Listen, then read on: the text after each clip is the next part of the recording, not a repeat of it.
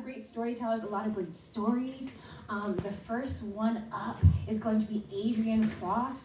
Adrienne Frost was just recently in Generation Woman at Joe's Pub. They are also a published author called I Hate Everyone's Other People's I Kids. Hate Other People's Kids. There have also been a lot of storytelling shows throughout NYC, including Awkward Teenage Years, hosted by our very own Grant Bowen. If you want to come see it. Okay, it's very good, it's very good. Also Rejected, Two Truths and a Lie, and they've been on The Daily Show, Late Night with Conan O'Brien, and have also appeared in the Law and Order universe. Please give it up for Adrienne Frost!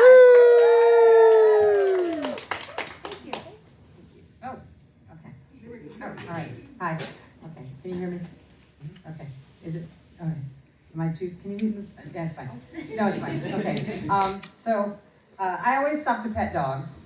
I'm that person. I did it earlier today. Out here, a guy had a dog, and I invaded his space. He was reading a book, actually, and I was like, "Is he friendly?" And I could give a shit that he's reading a book. I'm gonna move this. Okay, I don't want to move it and mess it up because I was told not to touch it. And so, okay, that's fine. Yeah, okay. So, that sounded dirty just now. Okay, so I was like, yes, that's fine. Okay, so anyway, yeah, I'm gonna run over time now. Anyway, the dog's name was Baxter out there, and so it's a big dog. So anyway. So I always stop to pet dogs. Like I'm that person who's like stops to pet dogs. And my husband's always like, we have a dog at home, and I'm like, yes, but he's not this dog. So I'm that person all the time that invades people's space to pet their dog. So there I was about 2020, walking home from work on 9th Avenue. I was working at a dog grooming salon as a receptionist, where I spent all my time around dogs. And I was walking past Magnolia Bakery, where there's a line, and I see 2 dogs that I have to pet. So I go up, and I'm scritching one of them under the chin, and I'm asking, what is the dog's name? And as the mother is telling me, it starts. Now, I'm gonna try to explain this to you as best as I can. So it's a tingling sensation that starts in the back of my neck and crawls over my skull, and is what my psychiatrist at the time would call a dissociative episode. Now, what I would do to try to stop it is I would put my arm out like this, and I would go, no, no, no, no, no, no, no. And whoever was with me at the time, a stranger or not a stranger, would go, are you okay? Matt, are you okay? Are you all right? Are you okay? And I would try to act as natural as possible, which I would imagine would scare the bejesus out of anyone, because I was putting my arm out and going, no, no, no, no, no. So trying to act normal was already out the fucking window. So,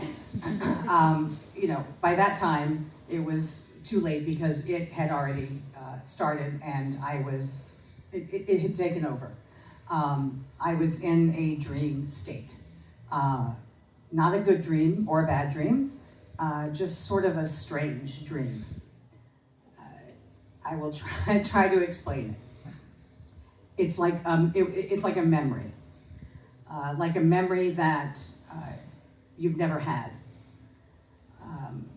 like a surreal moment, situation. The only one that I can actually recall is rats dressed up like the honeymooners, but not as engaging. And I'm standing on the outside watching, but I'm not part of it. It's mine, and I remember it, but I'm not a part of the production. I know it, but I don't remember it. It's mine, but I don't own it. And it's scrambling my brain. It's like emotional eggs scrambling my brain. And then I come out of it. And I come out of it, and everyone's gone. The people are gone, and the dogs are gone, and I'm just standing there. And I text my husband, Kai, some kind of gibberish, which I think is sensical. And he comes to meet me, And I think everything is fine, but my tongue is thick and I can't make complete sentences. And everything is not going to be okay for 1 or 2 days.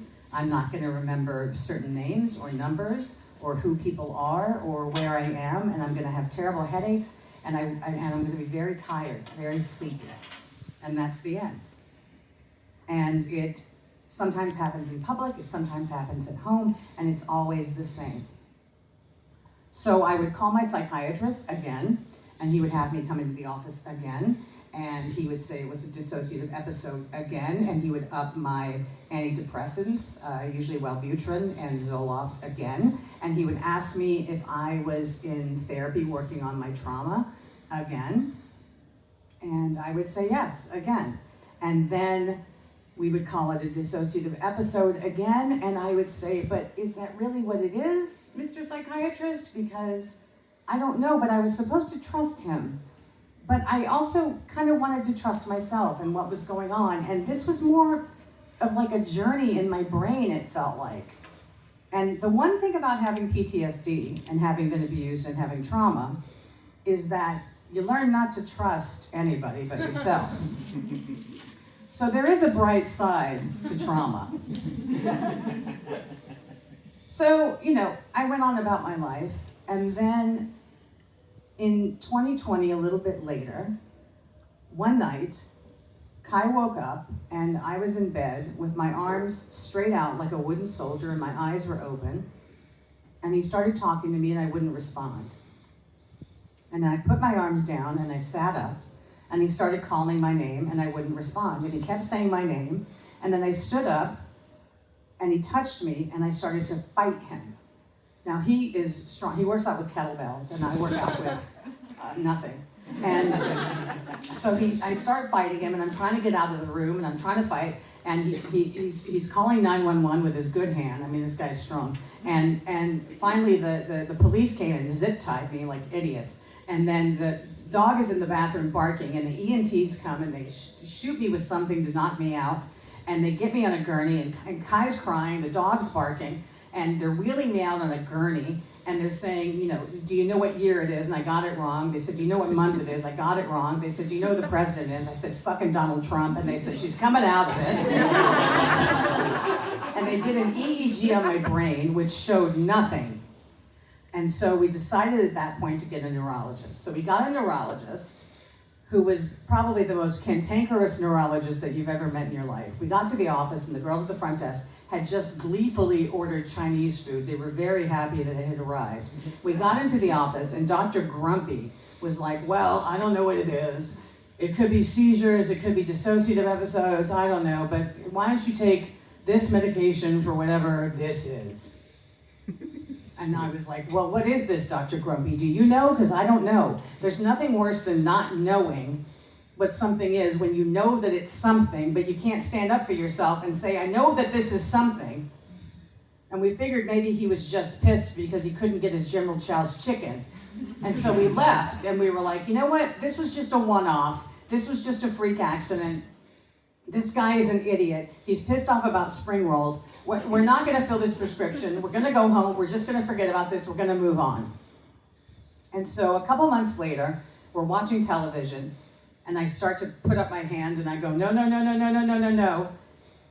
And I fell over, and I started convulsing. And my eyes rolled back in my head, and my lips turned blue, and foam started coming out of my mouth. And Kai started saying my name, and I didn't respond, and I didn't respond. And he's trying to figure out what to do, and then I sat up, and he tried to say my name, and I started to fight him again. And once again, he's kettlebells, and I'm not even soup cans, I mean nothing. And so I start fighting him again, and I'm trying to get out of the apartment, and he's fighting me, and the dog was sleeping by this point. He was, used to it. And luckily, Kai had the sense to record this on his phone for whoever the next neurologist was going to be.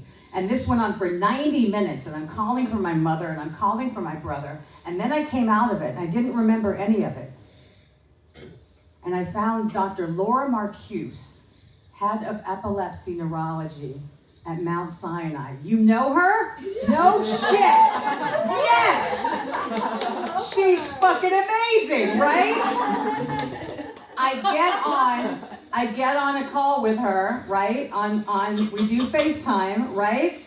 She didn't seem to need food of any kind, right? She wasn't waiting for anything, right?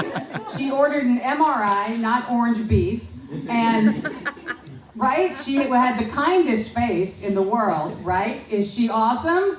100%, 110%. She doesn't even want a burger when you're talking to her, right? Forget Chinese food. So then about a week or two later, I'm in Louisiana, seeing my family. I'm in the parking lot at Poop Hearts Bakery in Lafayette, going to get some king cake to relieve my stress over being home with the family. And my phone rings and it's her on FaceTime. And I swear to God, it was like, she's like the Gloria Steinem of neurologists, because it's like she's standing up for me as a woman, she's standing up for me as a person with PTSD, she's standing up for me as a person with something wrong with my brain, and as a binge eater about to go get king cake. And I'll never forget it because her face was so kind, she was so confident, and I got a lump in my throat, and I remember that my head just hit the headrest in the rental car when she said, "You have epilepsy. We saw it on your brain. In a small part of your brain, you have epilepsy, and you've been having focal seizures. The big seizure was a tonic-clonic seizure, but you've been having focal seizures." And focal seizures, also known as partial seizures, are a common neurological disorder that affects only one side of the brain. They occur when electrical activity in the brain is limited to a specific area. And the symptoms, called auras, can cause motor, sensory, autonomic, and psychic symptoms. And that king cake was like a reward. It wasn't for stress anymore. And I was just glad that I didn't feel like it was psychosomatic anymore. And I was thinking to myself again, there's an upside to trauma, because you learn to trust yourself and listen to yourself, and you come through that muck on top. And I'm just glad that I trusted myself and my heart and that little piece of my brain that said, no, no, no, no, no, no, no, no, no. Thank you.